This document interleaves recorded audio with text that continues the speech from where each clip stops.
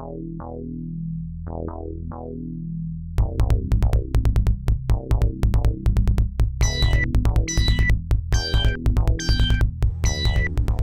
together. This lesson is a direct follow-up of the lesson 12. So if you have not seen it, please switch to there and first have a look at it, because you cannot understand this part if you have not seen the part before. In the part before, we started to program the game Snake, and we had the joystick control, and we are now continuing with the algorithm to avoid that we are moving the snake to a position that is outside of the screen. So what we have now done is that we have, based on the joystick, on the joystick's input, we have moved the head of the snake one in each direction. But maybe this was not right, because maybe we have moved the head outside of the screen. And so this is now the next thing we need to check for. So what we are doing here is, again, we are loading first the X position, because even if we have done before a deck or an ink on the head, where we cannot be sure because we don't know if the joystick was pushed in that direction in the last loop. By this operation, this value is not placed in the accumulator, but we need to have it now in the accumulator. Yeah.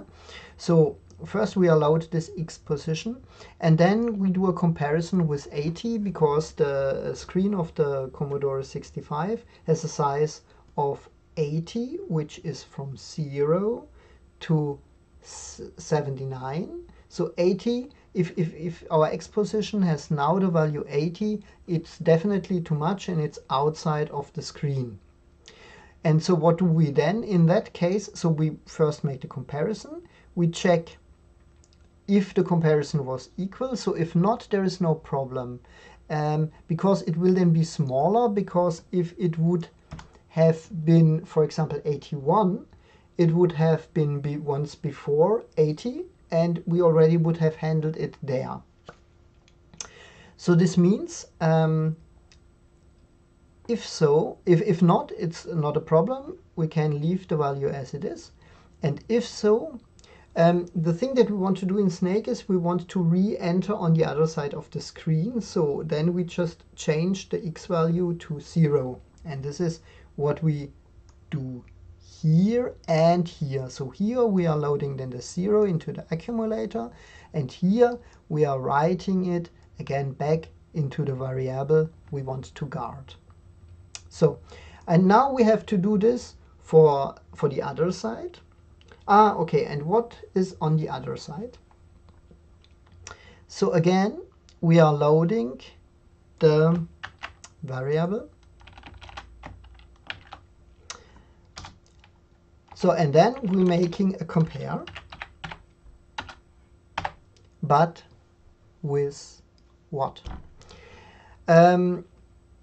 So here in this case we had the situation that that we had increased the this X position of the head once too much, and here we have decreased it once too much. We have decreased it under 0, which would be -1.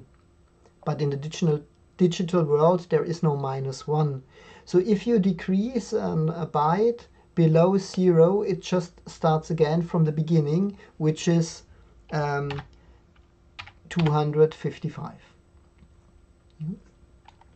And so if it is, so we again make the check if it is equal. So if it was not that value, then everything is okay. The value can maintain as it is. And if so, we are just setting it to the other side of the screen, which is 79. And we need to store it into the variable again. So, and what you see here now is the same. I have here done the same for the y values. Of course, the only different thing is that the borders are here different. So we have here the 24, and here again, if we went below 0, we have the 220. We have the 255, and then we are setting the value to 23. This is just one less or two less even, because I want to spare out the very bottom of the screen where we then can enter some points. So that's it. So what have we now done? We can control the snake's head with the joystick input, and we can avoid that we are moving the snake outside of the screen. So we have not done so far yet written anything on the screen, and this is coming now. And now to write the snake's head on the screen, I do the following. I load the X position into the X register, the Y position into the Y register, and then I load the ASCII code in which I would like to draw the body and the head of the snake into the Z register, and I call the function plot X, this value, on X, Y. And I call this function, so this jump to subroutine is jumping from here to another piece of assembler code and executing this assembler code until it hits the command RTS, return from subroutine. We had this command already in the last lesson. And then it continues here with the next command. So, and now of course this is not a built-in function. We have to write this function, and this is not really very complicated, but it has one special mechanism in it that makes it maybe a little more complicated.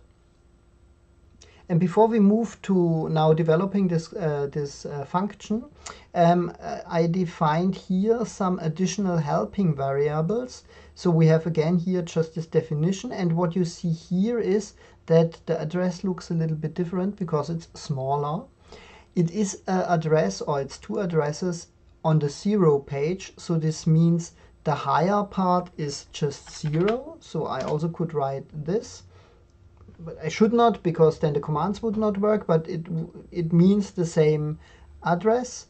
On the Commodore 65 it's not that clear, because there is some special in it with this 0 page pointer, but we will not take care about this. So for today, just assume that this is this area, memory area, and this is this memory area, and the point is we just need memory areas in the 0 page for the thing we want to do, because we need some kind of indirect addressing, which you also know from other programming languages as pointer.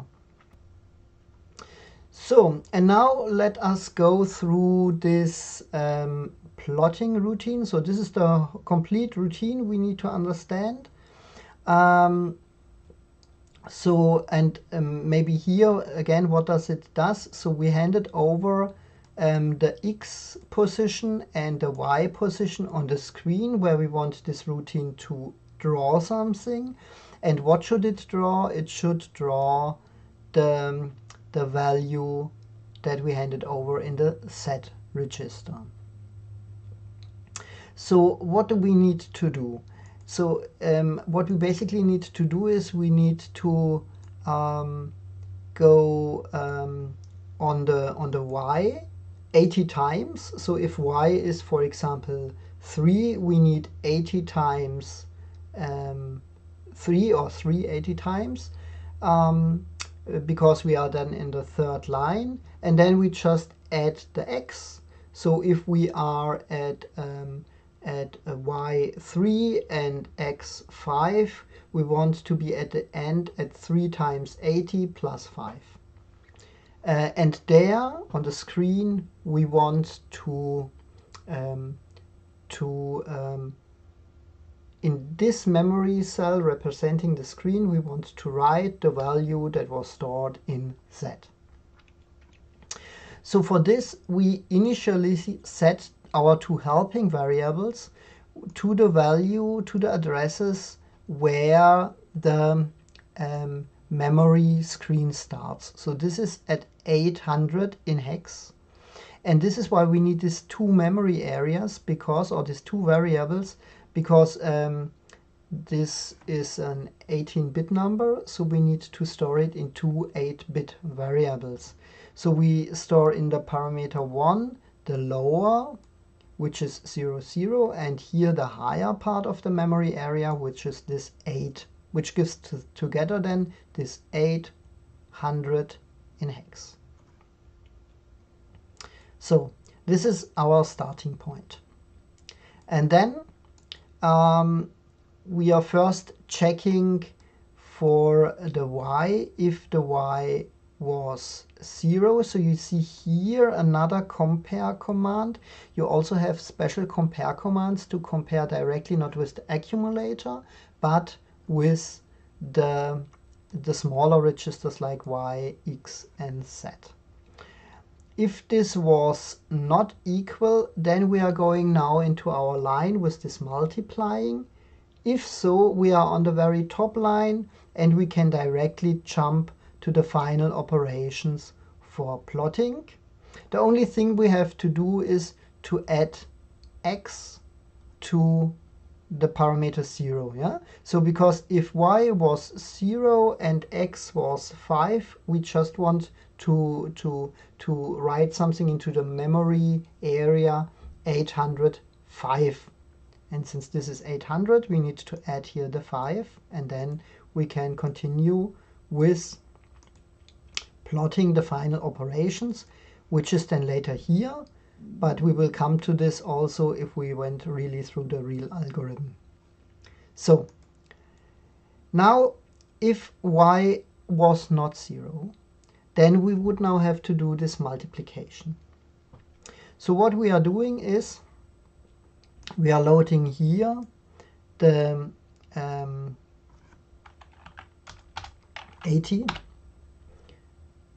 or hex 50, but maybe it's easier to understand it if here is the 80.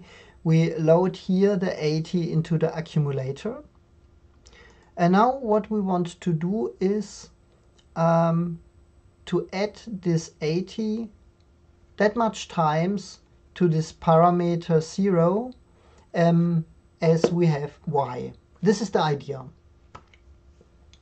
And this is all this code is doing, and it only is a little bit more complex because there is not so much 80 matching into this parameter because it's only an 8-bit number. So what we are doing is we are storing here the 80 into the accumulator, and then I go first to this, then we are adding this to this parameter. And after this, the result is in the accumulator. We are storing it back into this. So after the first loop, there is 80 in it. After the second loop, there is 160 in it. After the third loop, there is 440 in it. And then for the next loop, we will get a problem because it is no longer matching into this variable, and that's how the later code comes into play. Before we are doing this adding, we are clearing the carry flag, because the carry flag is used if there was something to carry over from the last addition.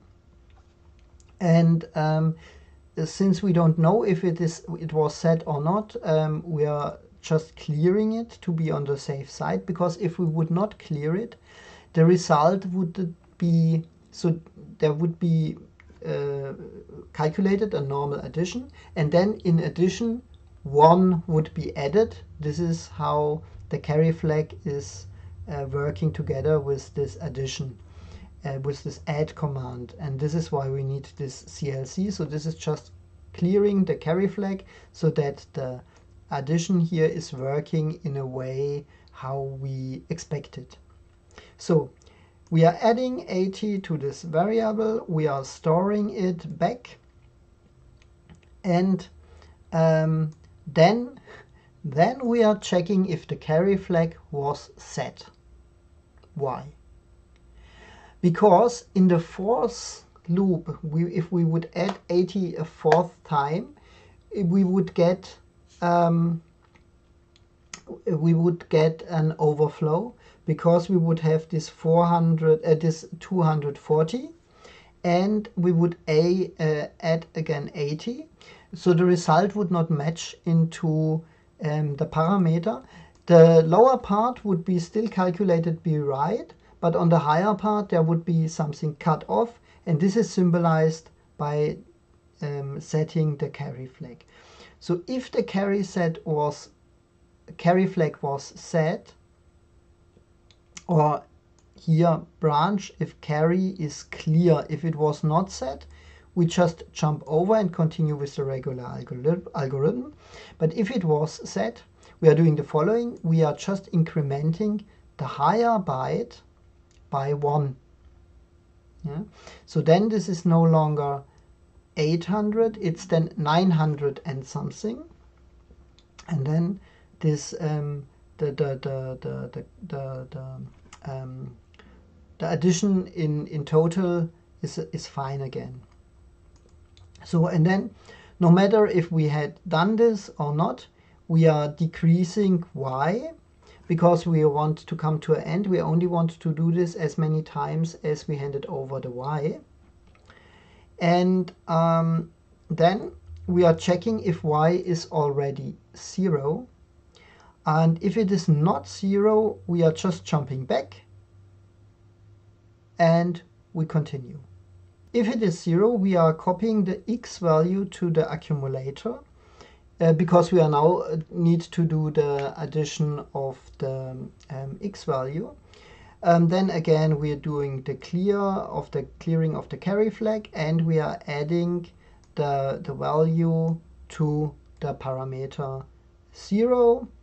And again, of course, it could be that we are exactly on a border where again the parameter 0 can no longer hold the value because it's already on the very edge.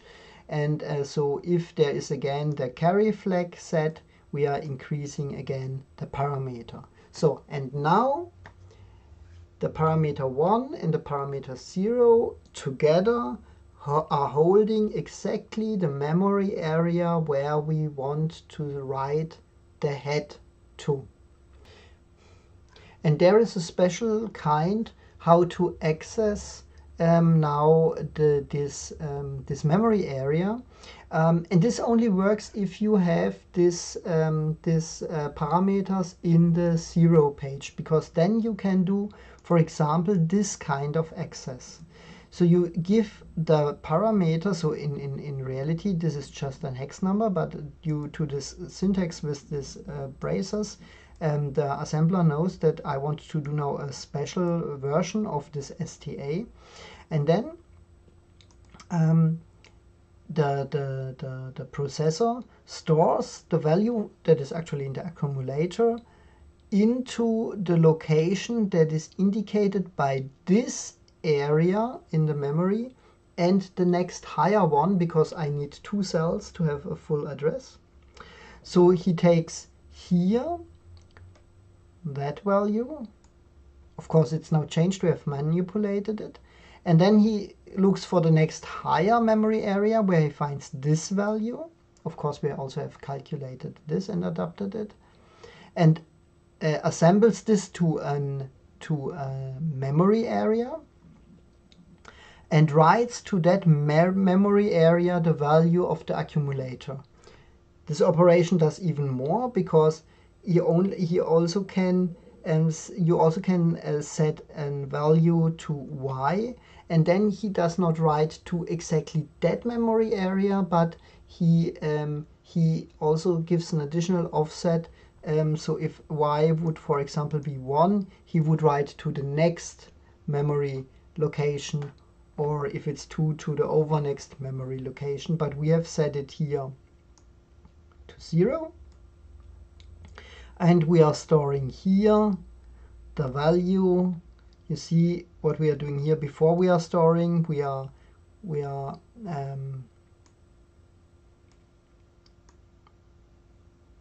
So here we are storing here the value to the memory area. What are we storing? We are copying before here the value from Z. This is the ASCII value we want to store to A. This is what we are storing there, and that is how we are writing to the memory area. What I'm doing here is something additional. So before I write to there, so this is only to set the y to 0, so to not have an additional offset here. And what I do here is, before I write to the area, I'm reading for the area. This would not be necessary just for printing, but I also want to know where have I printed on. This is what we later need to check if the snake was hitting itself or if the snake was eating something. And so we are first loading where we are soon going to write to the accumulator. Then we are copying it to X just to have it stored in a way that it's not making problems, because we need the A now to copy from Z the ASCII value and then to store this on the screen. And then at the end we are just copying back what we have stored in X, so that we can then in the main program read from the accumulator what character we have overwritten with the head, or hit with the head, or eaten with the head. And then with the RTS we are jumping back to the main program. So, and back in the main program, so here we are then jumping. So the program is not done, but I think this is it for this lesson, because this is already enough to show something. So let's then here, as a last command, jump to the main loop,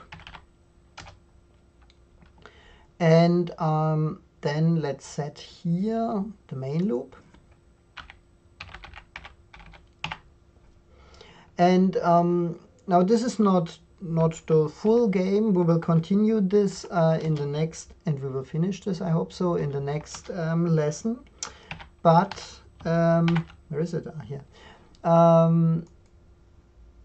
This is already something that is working, and I will show you now the result after I've compiled it and loaded it to the MEGA65. So this is now the screen after I have print run. I also have deleted the screen manually by scrolling, so we still also do not have this in the program.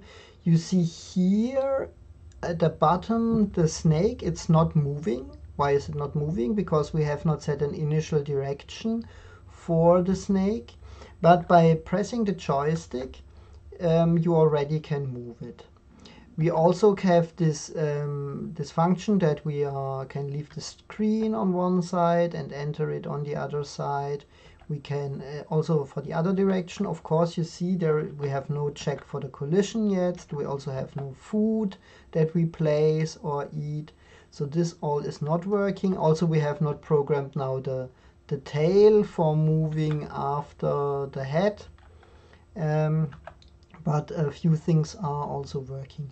And when I tried this also, I need to confess that I have forgotten one thing. If we would have used the program in the way I have showed it to you, you would not see anything at all here, because assembler is just too fast. So what I also had to add, and I will show this now as the end for this lesson, what I also had to add is an additional waiting loop. Please just have a look at the loop. So there is no new command in it, so I think you will easily understand it. It does nothing. It is just pointless counting y from ff to 0 and then all the time x from ff to 0. It's just slowing down the program. Otherwise the snake would go and you would not see anything. So we have learned some of the commands, and I think you already have now a set of few commands that you are able to do a few things. I will try to do the second part of this lesson very soon because they are belonging somehow together. And after this, I think you already have the full range of the commands you need to write a few small programs. So see you in the next lesson. Bye.